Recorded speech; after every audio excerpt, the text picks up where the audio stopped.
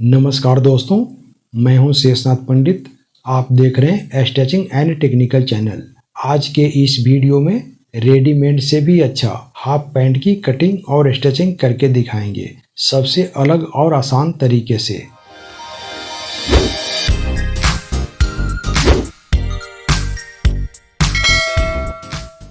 यह है दोस्तों 2 कलर का फैब्रिक। इसे हम डिजाइनिंग के साथ हाफ पैंट बनाएंगे। तो सबसे पहले हम फ्रंट पार्ट की कटिंग करेंगे। डबल फोल्ड में कपड़े को हम इस तरीके से अच्छे से बैठा लेंगे।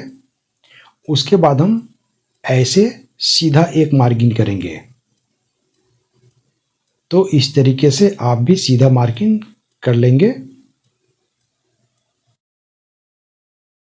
अब यहाँ पे दोस्तों 2 इंच पे एक मार्किंग कर लेंगे, जिसमें हम 1.5 इंच की इलास्टिक फिनिश करेंगे। उसके बाद हम 19 इंच लंबाई बनाएंगे। तो टोटल लंबाई हम ले लेंगे 19 इंच। बॉटम फोल्ड के लिए 1.5 इंच मार्जिन लेंगे, जिसमें हम 1 इंच की बॉटम फोल्ड करेंगे। चलें अब हम हिप की मेजरमेंट देख लेते हैं। तो हिप है 42 इंच, प्लस करेंगे लूजिंग 6 इंच, टोटल 48 इंच।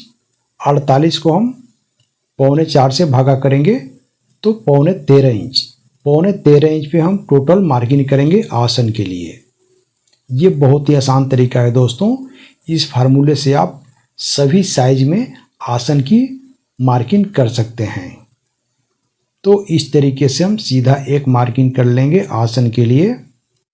हमारे इस चैनल से जुड़े रहने के लिए चैनल को सब्सक्राइब करें और साथ में बेल आइकन को प्रेस कर दें, जिससे नई वीडियो आप तक आसानी से पहुंच सके। साथ में लाइक शेयर करना ना भूलें प्लीज। अब यहाँ पे दोस्तों साइड वाले मार्किंग से हम 1.5 इंच पे एक मार्किंग कर लेंगे। उसके बाद हम मोहरी देख लेंगे। तो मोहरी है 22 इंच, तो 22 को हम हाफ कर लेंगे। हाफ करने के बाद हम मोहरी के लिए मार्किंग करेंगे ऐसे।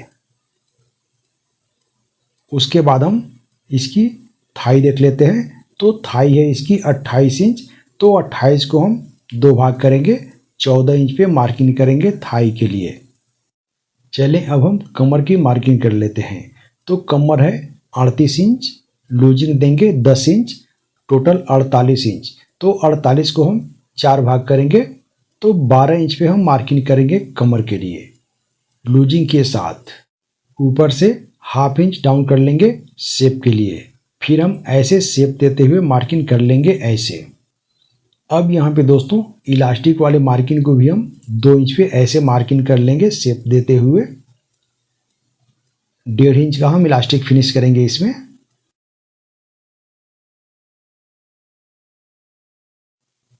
हिप 42, 6 इंच लूजिंग देंगे 48 इंच। तो 48 को हम 4 भाग करेंगे 12 इंच पे। तो 12 इंच पे हम इस तरीके से हिप के लिए मार्किंग कर लेंगे ऐसे। उसके बाद हम इस मार्किंग को इस तरीके से सीधा कर लेंगे। अब यहाँ पे दोस्तों आसन की गोलाई हम इस तरीके से घुमा लेंगे। अभी जो आप आर्मोल शेपर देख रहे हैं, इसकी पूरी सेट हम बनाकर दिखाए हैं। अगर आप भी बनाना चाहते हैं तो हमारे इस चैनल पे जाकर देख सकते हैं और बना सकते हैं। नीचे थोड़ा सा हम शेप दे देंगे ताकि फोल्ड करने में दिक्कत ना हो। उसके बाद हम साइड में ऐसे मार्किंग कर लेंगे। चलें अब हम पॉकेट के लिए मार्किंग कर लेते हैं। तो इलास्टिक वाले मार्किंग से 2.5 इंच नीचे मार्किंग करेंगे और साइड से भी हम 2.5 इंच पे मार्किंग करेंगे।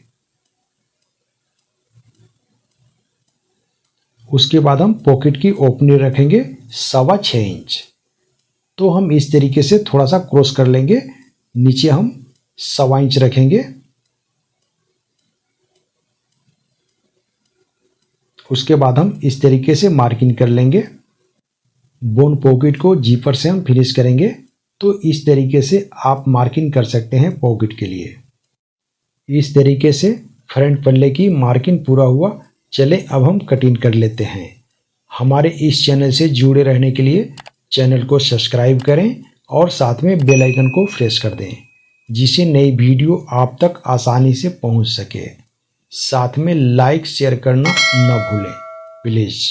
आपका एक लाइक शेयर ही हमारे मेहनत का फल होता है। इस तरीके से कटिंग करने के बाद हम डिजाइनिंग के लिए मार्किंग करेंगे। तो 9 इंच पे हम साइड से मार्किंग कर लेंगे। इंसिम से मार्किंग करेंगे हम 4.5 इंच पे। अब यहाँ पे हम ऐसे गोलाई घुमा लेंगे शेप देते हुए ऐसे। मार्किंग हम कर लेंगे पॉकेट के लिए दोनों साइड में।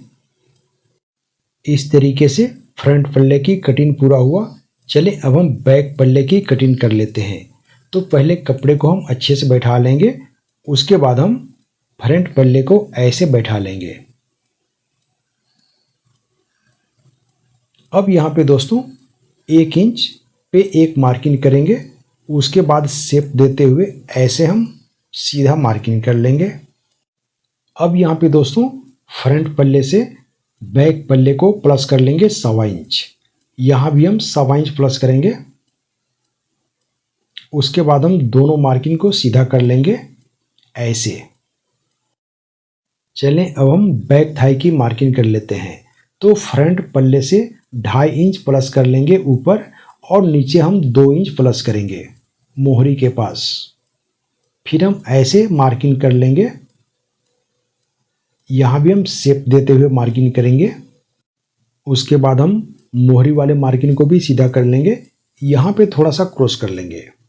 उसके बाद हम फ्रंट इंसिम को ऐसे नाप लेंगे और बैक में भी मार्किंग कर लेंगे ऐसे। उसके बाद हम यहाँ पे गोलाई दे देंगे। इस तरीके से बैक पल्ले की मार्किंग पूरा हुआ। चलें अब हम कटिंग कर लेते हैं। हमारे इस चैनल से जुड़े रहने के लिए चैनल को सब्सक्राइब करें और साथ में बेल आइकन को प्रेस कर दें, जिससे नई वीडियो आप तक आसानी से पहुंच सके। साथ में लाइक शेयर करना ना भूलें प्लीज। इस तरीके से बैक और फ्रंट की कटिंग करने के बाद हम डिजाइनिंग के लिए मार्किंग और कटिंग करेंगे। तो ऐसे हम नाप लेंगे फ्रंट को 4.5 इंच, तो बैक में भी हम इसी तरीके से 4.5 इंच पे एक मार्किंग कर लेंगे ऐसे। अब यहाँ पे दोस्तों बैक पल्ले में भी उसी तरीके से थोड़ा सा शेप दे देंगे ऐसे। फिर हम यहाँ भी एक मार्किंग कर लेंगे, फिर हम ऐसे शेप देंगे, फिर हम कटिंग कर लेते हैं। उसके बाद हम दूसरे कलर का फैब्रिक को इसी पार्ट से कटिंग करेंगे। हमारे इस चैनल पे लेडीज जेंट्स सभी के लिए, जैसे पैंट शर्ट कुर्ता, डिजाइनिंग का ब्लाउज, सलवार सूट, फ्रॉक, बच्चों की आइटम कटिंग और स्टिचिंग करके दिखाए जाते हैं। अब यहाँ पे दोस्तों हम इस तरीके से कटिंग कर लेंगे डिजाइनिंग के लिए। फिर हम दूसरे कलर यूज करेंगे यहाँ पे, और उसी पार्ट को हम ऐसे बैठा लेंगे। यहाँ पे बिल्कुल हम सीधा इस तरीके से बैठाएंगे। अब यहाँ पे दोस्तों हम एक्स्ट्रा यहाँ फैब्रिक लेंगे 1.25 इंच, इसलिए कि हमें 3 सूत की मार्जिन लेना है। तो 3 सूत दोनों पार्ट में लेंगे तो 1.25 इंच हो जाएगा। तो 1.25 इंच का हम मार्जिन देते हुए इसको कटिंग करेंगे।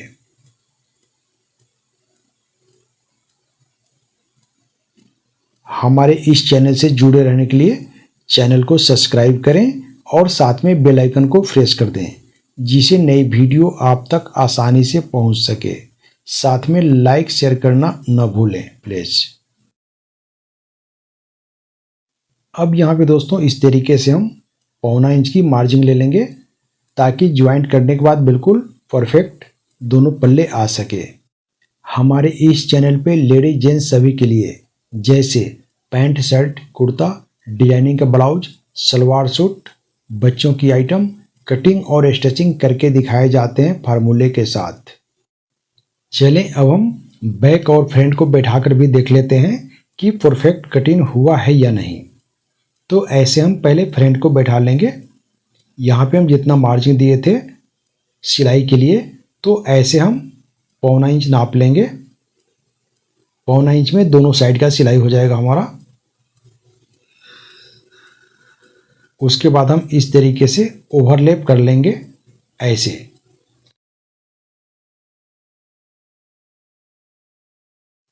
चलें अब हम बैक पल्ले को भी बैठा कर देख लेते हैं ऐसे। यहाँ भी हम 1.25 इंच का मार्जिन देते हुए एक मार्किंग कर लेंगे और उसी मार्किंग पे हम ऐसे ओवरलैप कर लेंगे। ये देखिए बिल्कुल यहाँ भी परफेक्ट है। अगर आपको सिलाई या कटिंग करते समय कहीं भी कोई दिक्कतें आती है तो आप हमें कमेंट करके ज़रूर बताइए। हम आपके आने वाले हर समस्या का समाधान करके दिखाएंगे, सबसे अलग और आसान तरीके से। चलें अब हम पॉकेट की कटिंग कर लेते हैं। तो इस तरीके से हम 1 इंच ऊपर प्लस कर लेंगे।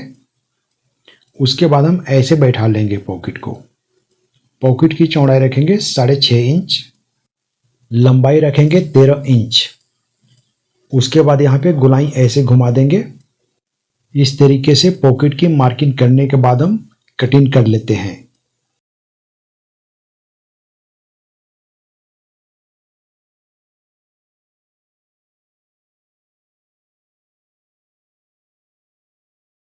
अब यहाँ पे दोस्तों नीचे जो पॉइंट दिख रही है उसको हम थोड़ा सा बराबर कर लेंगे। यहाँ से हम शेप देते हुए कटिंग कर लेंगे ऐसे। चलें अब हम पैंट की पूरी सिलाई करके दिखाते हैं। तो यहाँ पे दोस्तों हम पाइपिंग से फिनिश करेंगे। तो पाइपिंग लगाने का भी बहुत ही आसान तरीका आप देखेंगे। यह है दोस्तों कंसील्ड यानी गुम जिपर लगाने वाले हाफ बोट। तो इससे हम पाइपिंग बनाकर दिखाएंगे।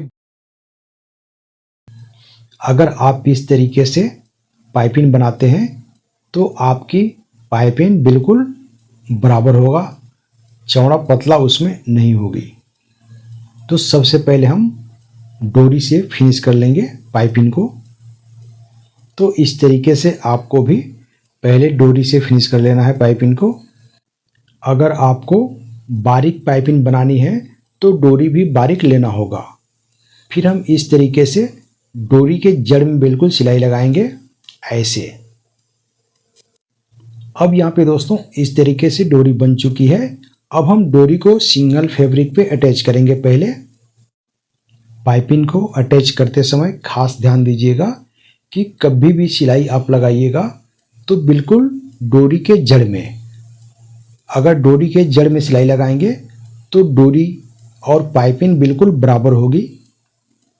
तो इस तरीके से आपको पाइपिंग फिनिश करना है पहले।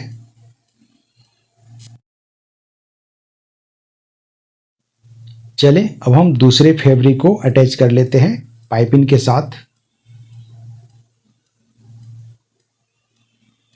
डोरी वाले हिस्से को ऊपर रखेंगे, फिर हम इसको अटैच करेंगे। ये बहुत ही आसान तरीका है दोस्तों डोरी पाइपिंग बनाने का। अगर आप इस तरीके से डोरी पाइपिंग बनाते हैं तो बिल्कुल डोरी पाइपिंग जो है बिल्कुल बराबर होगी। सिलाई हम खींच कर लगाएंगे। जितने भी होजरी के फैब्रिक होते हैं उसे हम सिलाई खींच कर लगाते हैं। अगर सिंगर से सिलाई खींच कर नहीं लगाएंगे तो सिलाई टूटने लगेगी। तो इस तरीके से हम सिलाई से अटैच कर लेंगे ऐसे। अब यहाँ पे दोस्तों आप देख सकते हैं कि पाइपिंग की फिनिशिंग कितनी अच्छी आई है। आप चाहें तो इसे डोरी के साथ भी रख सकते हैं और चाहें तो इसे डोरी निकाल सकते हैं। अगर आप होजरी फैब्रिक में डोरी रखते हैं तो वहाँ का फैब्रिक अटैच नहीं करेगा, इसलिए आप डोरी निकाल दीजिए। अब यहाँ पे दोस्तों हम इसे ओवरलॉक कर लिए हैं। ओवरलॉक करने के बाद यहाँ पहले हम लफ के सिलाई से फिनिश करेंगे। उसके बाद हम एक सिलाई और लगाएंगे पैर की, यानी कि हम डबल स्टिच करेंगे।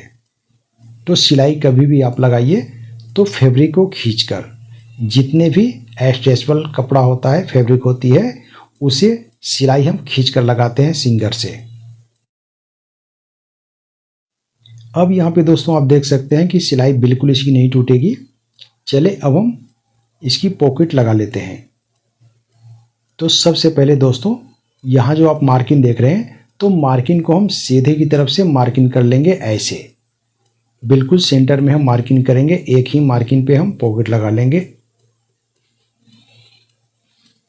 अब यहाँ पे दोस्तों जो पॉकेट है उसको मार्किंग से कम 1 इंच ऊपर, इस तरीके से 1 इंच ऊपर हम प्लस कर लेंगे और अच्छे से बैठा लेंगे।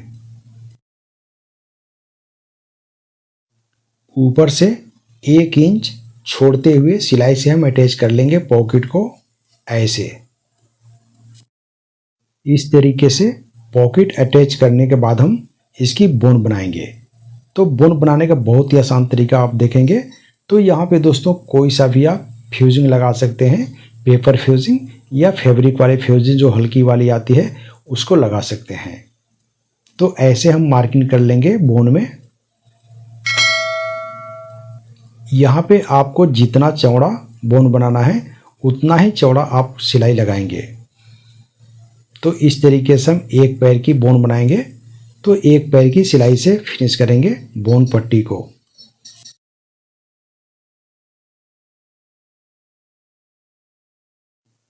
चलें अब हम दूसरे बोन को भी उसी तरीके से अटैच कर लेते हैं, पैच कर लेते हैं। तो यहाँ पे दोस्तों बोन बनाते समय खास ध्यान दीजिएगा कि ऐसे बिल्कुल आमने सामने सिलाई होना चाहिए। अगर सिलाई आपकी आगे पीछे हो जाएगी तो बोन का फिनिशिंग अच्छी नहीं आएगी और वहाँ पे बोन के पास टेढ़ा सा दिखने लगेगा। यहाँ भी हम बिल्कुल सीधा एक मार्किंग करेंगे या ऐसे हम किसी चीज़ को ऐसे रख लेंगे और बराबर सिलाई लगाएंगे ऐसे। इससे क्या होता है कि बोन की फिनिशिंग अच्छी आती है और सिलाई भी बिल्कुल बराबर होती है।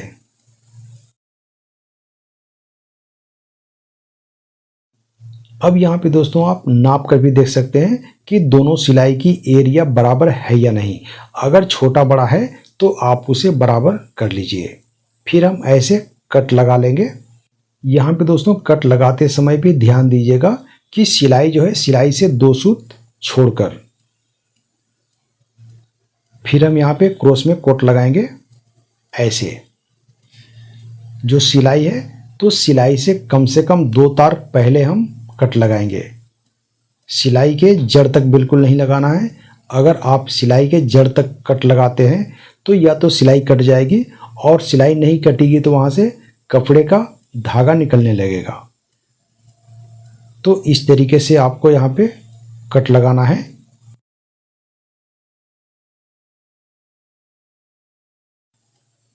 उसके बाद बुन आपको जितना बनाना है उस हिसाब से रख के फिर आप उसे प्रेस से बैठा लीजिए। तो ऐसे हम प्रेस से बैठा लेंगे, ये देखिए। तो इस तरीके से प्रेस से बैठाने के बाद ऐसे। अब यहाँ पे दोस्तों आप बारीकी से समझिए, जिस सिलाई से हम बोन को कच्चा किए थे उसी सिलाई पे हम एक और सिलाई लगाएंगे ऐसे, बिल्कुल बराबर करते हुए उसी सिलाई पे सिलाई लगाएंगे ऐसे।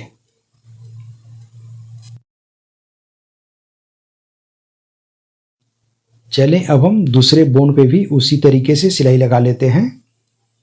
इस तरीके से आप पैंट की बैक पॉकेट भी बना सकते हैं।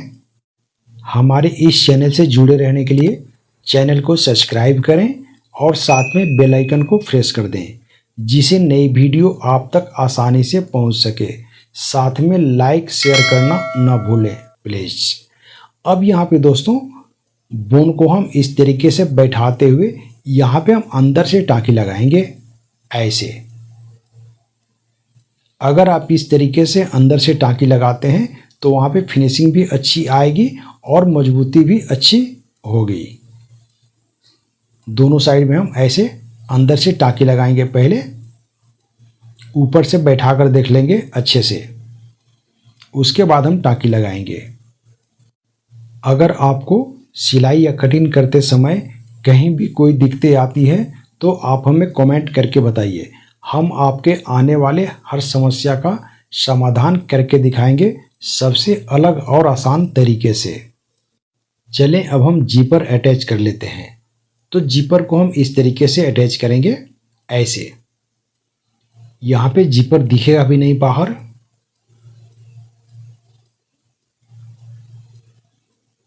जीपर का लास्ट पॉइंट जो है उसको हम बोन के पास रखते हुए सिलाई लगाएंगे। तो इस तरीके से आप भी जीपर लगा सकते हैं बोन पॉकेट के साथ। जीपर का लास्ट पॉइंट जो है बिल्कुल बोन के पास हम रखेंगे ऐसे। फिर हम पैच कर लेंगे जीपर को। अब यहाँ पे दोस्तों आप देख सकते हैं कि बोन के बिल्कुल जड़ में जीपर लग चुकी है। दूसरे साइड भी हम जीपर अटैच कर लेते हैं। तो जीपर अटैच करने से पहले हम ऐसे बैठा लेंगे जीपर को बंद करके। उसके बाद यहाँ पे हम एक मार्किंग करेंगे। अगर आप इस तरीके से जीपर में मार्किंग करके जीपर को अटैच करते हैं तो बाहर से बोन की फिनिशिंग अच्छी दिखेगी और उसमें तिरछा नहीं होगा। बहुत से आप देखे होंगे कि जीपर लगाने के बाद या बोन पॉकेट बनाने के बाद बाहर से तिरछा दिखने लगता है, तो वो दिखते इसमें कभी नहीं आएगी। फिर हम इस तरीके से बोन के लास्ट पॉइंट पे जीपर को रखते हुए ऐसे अटैच कर लेंगे। अब यहाँ पे दोस्तों इस तरीके से जीपर को बंद कर लेना है। यहाँ फिनिशिंग भी आप देख सकते हैं कि फिनिशिंग कितनी अच्छी आई है।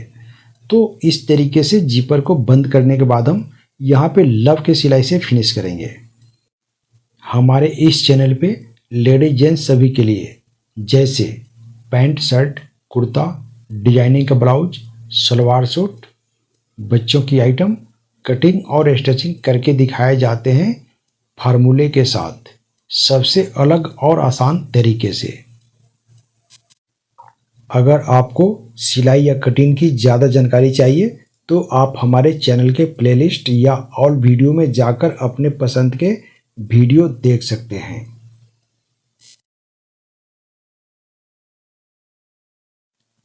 अब यहाँ पे दोस्तों आप देख सकते हैं कि जीपर लग चुकी है और फिनिशिंग भी कितनी अच्छी आई है।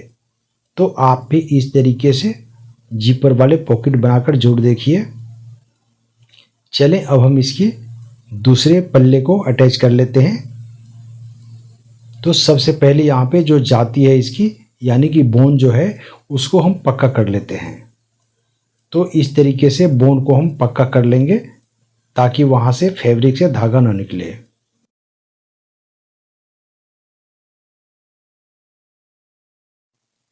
चले अब हम पॉकेट के दूसरे पल्ले को अटैच कर लेते हैं। तो यहाँ पे दोस्तों अच्छे से आपको बैठा लेना है पॉकेट को। फिर हम सीधा कर लेंगे ऐसे। उसके बाद हम बोन की सिलाई जो लगी है उस सिलाई के जड़ में बिल्कुल सिलाई लगाएंगे।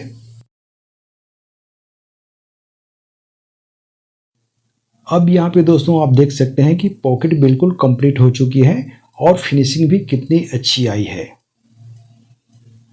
यहाँ पे जीपर भी दिखाई नहीं देगा बिल्कुल। चलें अब हम इसकी पॉकेट को अटैच कर लेते हैं। तो पहले हम इसे ओवरलॉक से फिनिश करेंगे, उसके बाद हम सिलाई लगाएंगे। तो इस तरीके से ओवरलॉक करने के बाद हम सिलाई लगाएंगे। अगर आप ओवरलॉक करने के बाद सिलाई लगाते हैं तो उसमें फिनिशिंग अच्छी आती है। यह है दोस्तों 3 थ्रेड ओवरलॉक। अगर आप 4 थ्रेड ओवरलॉक से स्टिच करते हैं तो आपको अलग से सिलाई लगाने की कोई आवश्यकता नहीं पड़ेगी।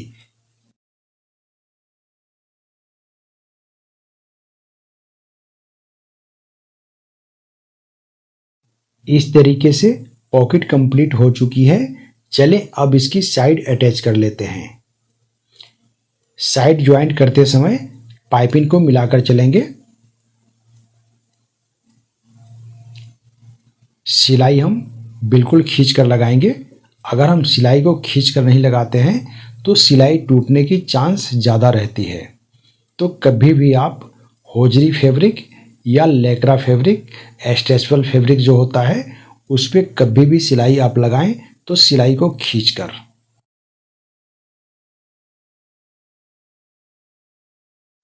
चलें अब हम दूसरे साइड को भी अटैच कर लेते हैं। हमारे इस चैनल पे लेडीज जेंट्स सभी के लिए जैसे पैंट शर्ट कुर्ता, डिजाइनिंग का ब्लाउज, सलवार सूट, बच्चों की आइटम कटिंग और स्टिचिंग करके दिखाए जाते हैं फार्मूले के साथ। अगर आपको सिलाई या कटिंग करते समय कहीं भी कोई दिक्कतें आती है तो आप हमें कमेंट करके बताइए। हम आपके आने वाले हर समस्या का समाधान करके दिखाएंगे सबसे अलग और आसान तरीके से। चलिए अब हम इसे ओवरलॉक कर लेते हैं। तो इस तरीके से ओवरलॉक हो चुकी है। अब यहाँ पे हम ऊपर से सिलाई लगाएंगे। तो यहाँ पे हमें 2 कलर की धागा चलाना पड़ेगा।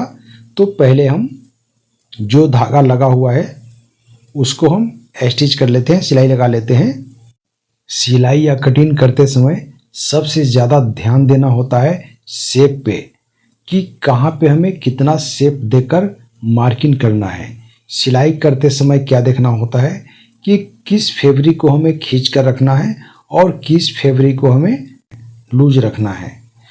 तो जैसे जहाँ पे उरे फैब्रिक होता है उसको हम थोड़ा सा लूज रखते हैं, और जहाँ पे सीधा फैब्रिक होता है उसको हम थोड़ा सा टाइट करके चलते हैं। अगर आप ये सब बातों को ध्यान में रखते हुए सिलाई या कटिंग करते हैं तो आपकी कटिंग और स्टिचिंग कभी खराब नहीं होगी। अब यहाँ पे दोस्तों एक बात की जानकारी होनी चाहिए कि लेकरा फैब्रिक यानी लमड़ने वाले फैब्रिक जितने भी होते हैं उस पे सिलाई खींचकर लगाए जाते हैं। अगर आप सिलाई को खींचकर नहीं लगाएंगे तो सिलाई टूटने की बहुत ही चांस बढ़ जाती है।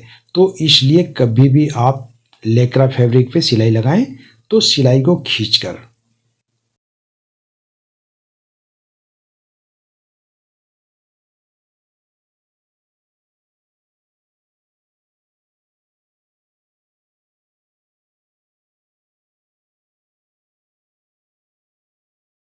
चलें अब हम बैक राइज और फ्रंट राइज पे सिलाई लगा लेते हैं।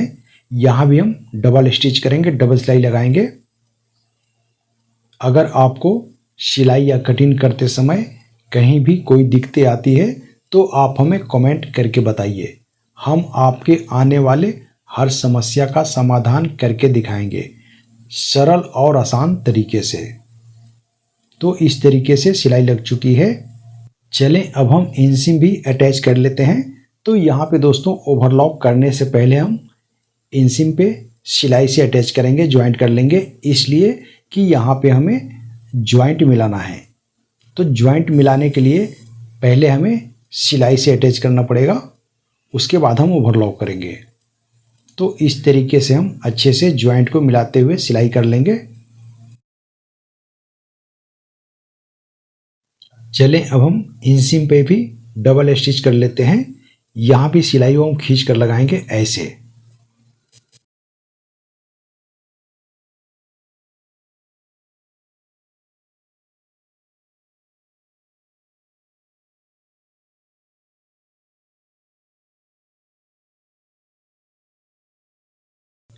अब यहाँ पे दोस्तों हम बॉटम फोल्ड कर लेते हैं। तो बॉटम फोल्ड करते समय भी फैब्रिक को हम खींच कर रखेंगे। अगर फैब्रिक को हम खींच कर नहीं रखते हैं तो सिलाई टूटने की बहुत ही चांस बढ़ जाती है। चलें अब हम बॉटम पे भी डबल स्टिच कर लेते हैं, डबल सिलाई लगा लेते हैं। यहाँ भी हम सिलाई को खींच कर लगाएंगे। अगर हम सिलाई को खींच कर नहीं लगाते हैं तो सिलाई टूटने का बहुत ही चांस बढ़ जाती है। तो कभी भी आप होजरी फैब्रिक पे सिलाई लगाएं तो सिलाई को खींच कर। चलें अब हम इलास्टिक की कटिंग कर लेते हैं। इलास्टिक की चौड़ाई है 1.5 इंच, कमर 38 को हम इस तरीके से 4 भाग कर लेंगे। 4 भाग करने के बाद हम एक हिस्सा उसमें से निकाल देंगे, बाकी बचेगा 28.5 इंच। तो 28.5 इंच में 1 से 1.5 इंच हम प्लस करेंगे। तो इसमें हम 1.5 इंच प्लस कर देंगे। इलास्टिक की चौड़ाई जितना ज़्यादा होगा उतना ही उसमें प्लस करना होगा आपको। तो यहाँ पे हम 30 इंच पे इलास्टिक की कटिंग करेंगे। अगर इलास्टिक ज़्यादा हार्ड है तो उसमें हम प्लस करेंगे, अगर इलास्टिक लूज है तो उसमें हम माइनस करेंगे। इलास्टिक को आपको इस तरीके से नहीं जोड़ना है, इलास्टिक को हम ऐसे जोड़ेंगे ओवरलैप करके। इस तरीके से ओवरलैप करके अगर हम इलास्टिक को जोड़ते हैं तो इलास्टिक कभी भी वहाँ से खिसकती नहीं है। तो इस तरीके से हम कम से कम 3-4 बार सिलाई लगाने के बाद फिर इस तरीके से भी हम एक बार उसको बांध देंगे अच्छे से ऐसे। अब यहाँ पे दोस्तों इलास्टिक जोड़ने के बाद हम एक इलास्टिक की ज्वाइंट को हम सेंटर मान लेंगे। उसके बाद यहाँ पे एक मार्किंग करेंगे। उसके बाद हम फिर सेंटर बनाकर एक मार्किंग और करेंगे यहाँ, और दूसरा मार्किंग यहाँ भी हम कर लेंगे। यानी कि 4 मार्किंग इसमें कर लेंगे ताकि हमें इलास्टिक लगाने में फैब्रिक का गेदर बराबर आ सके। चलें अब हम इलास्टिक लगाने का बहुत ही आसान तरीका आपको दिखाते हैं। अगर आपको अंदर से काज बनाना है तो ऐसे मार्किंग कर लेंगे। उसके बाद पहले हम इलास्टिक का एक सेंटर कर लेंगे ऐसे। अब यहाँ पे दोस्तों 1.25 इंच का हम गैप देंगे नाड़े के लिए, जो काज बनाएंगे उसके लिए। ये अंदर वाला हिस्सा हो गया। अगर आपको बाहर से काज बनाना है तो उसमें आप इस तरीके से मार्किंग करेंगे। यहाँ पे हम इलास्टिक रखेंगे, फिर हम एक मार्किंग कर लेंगे, उसके बाद हाफ कर लेंगे। हाफ करने के बाद 1.25 इंच का गैप देंगे, तो 1.25 इंच का गैप हो जाएगा इलास्टिक का जो काज होगा उसके लिए। अब यहाँ से हम इलास्टिक के लिए फोल्ड कर लेंगे ऐसे। तो आपको अंदर काज बनाना है या बाहर बनाना है तो किसी को भी बना सकते हैं। तो हम बाहर से काज बनाएंगे, तो पहले हम बाहर वाले काज को मार्किंग जो है उसको अंदर भी उठा लेंगे ऐसे। उसके बाद हम कोई एक्स्ट्रा फैब्रिक लेंगे और उसको सीधे की तरफ से रखेंगे ऐसे, और उल्टे की तरफ से हम काज बनाएंगे। उस पर काज की लंबाई बनाएंगे 2 से 3 सूत, चौड़ाई बनाएंगे 1 सूत। तो इस तरीके से हम 1 सूत चौड़ाई और 2 से 3 सूत लंबाई बनाएंगे।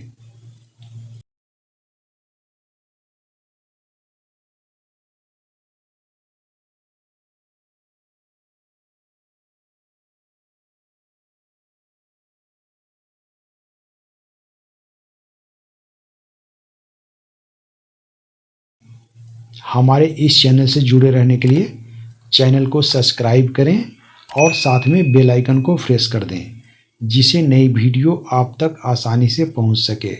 साथ में लाइक शेयर करना न भूलें प्लीज़। आपका एक लाइक शेयर ही हमारे मेहनत का फल होता है।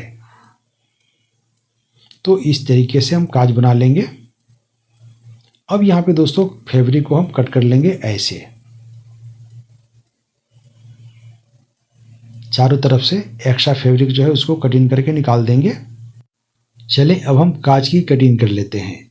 तो बीच सेंटर में ऐसे कटिंग करना है और पॉइंट हम थोड़ा सा ऐसे कटिंग कर लेंगे दोनों साइड से।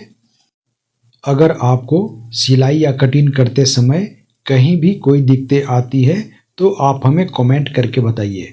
हम आपके आने वाले हर समस्या का समाधान करके दिखाएंगे, सबसे अलग और आसान तरीके से। हमारे इस चैनल पे लेडीज जेंट्स सभी के लिए, जैसे पैंट शर्ट कुर्ता, डिजाइनिंग का ब्लाउज, सलवार सूट, बच्चों की आइटम कटिंग और स्टिचिंग करके दिखाए जाते हैं सबसे आसान तरीके से। अगर आपको सिलाई या कटिंग की ज़्यादा जानकारी चाहिए तो हमारे चैनल के प्लेलिस्ट या ऑल वीडियो में जाकर अपने पसंद का वीडियो देख सकते हैं। तो इस तरीके से हम काज को कटिंग करने के बाद ऐसे हम पलट लेंगे और उसको अच्छे से हम इस तरीके से बैठा लेंगे। अब यहाँ पे दोस्तों बैठाने के बाद ऊपर से इस पे लव की सिलाई से हम फिनिश करेंगे। तो इस तरीके से हम चारों तरफ से लव की सिलाई से फिनिश कर लेंगे। कटिंग करते समय सबसे ज़रूरी होती है कि कहाँ पे हमें कितना शेप देना है और कैसे शेप देना है। सिलाई करते समय क्या देखना होता है कि कहाँ पे हम कौन सी फैब्रिक को खींच कर रखेंगे और कहाँ पे हम कौन सी फैब्रिक को लूज करके रखेंगे। तो जैसे मान लीजिए जहाँ पे उरे फैब्रिक होता है उसको हम नॉर्मल रिलैक्स रखते हैं, यानी कि लूज करके सिलाई लगाते हैं, और जहाँ पे सीधा तार होता है वहाँ पे हम फैब्रिक को खींच कर लगाते हैं। चलें अब हम इलास्टिक को फिनिश कर लेते हैं। तो बैक सेंटर से हम इलास्टिक को कच्चा करेंगे। जो इलास्टिक का जॉइंट है उसको हम बैक सेंटर में रखेंगे और यहाँ पे दोस्तों 3 सूत मार्जिन लेंगे। तो इस तरीके से हम उल्टे की तरफ से इलास्टिक को रखेंगे ऐसे। ये बहुत ही आसान तरीका है दोस्तों इलास्टिक लगाने का। अगर आप इस तरीके से इलास्टिक लगाते हैं तो उसमें फिनिशिंग बहुत ही अच्छी आती है। और ऐसे हम 3 सूत मार्जिन लेते हुए इलास्टिक को हम खींचकर ऐसे अटैच करेंगे। जो मरका लगा हुआ है तो मार्किंग को हम ऐसे मार्किंग से मिलाते हुए ऐसे हम इलास्टिक को खींचकर सिलाई लगाएंगे। अगर आप इस तरीके से इलास्टिक को फिनिश करते हैं, कच्चा करते हैं, तो फैब्रिक का गैदर जो है चारों तरफ बिल्कुल बराबर होगा। यहाँ भी हम मार्किंग से ऐसे मिलाते हुए इलास्टिक को हम खींचकर अटैच करेंगे। हम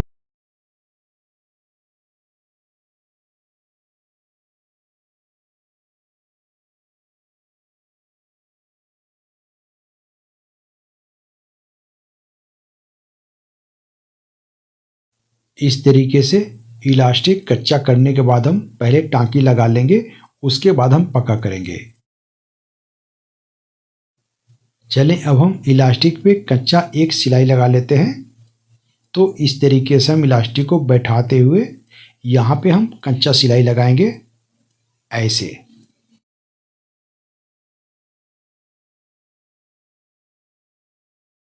अगर इस तरीके से इलास्टिक पे कच्चा सिलाई लगाने के बाद हम इलास्टिक को पक्का करते हैं तो उसमें फिनिशिंग बहुत ही अच्छी आती है।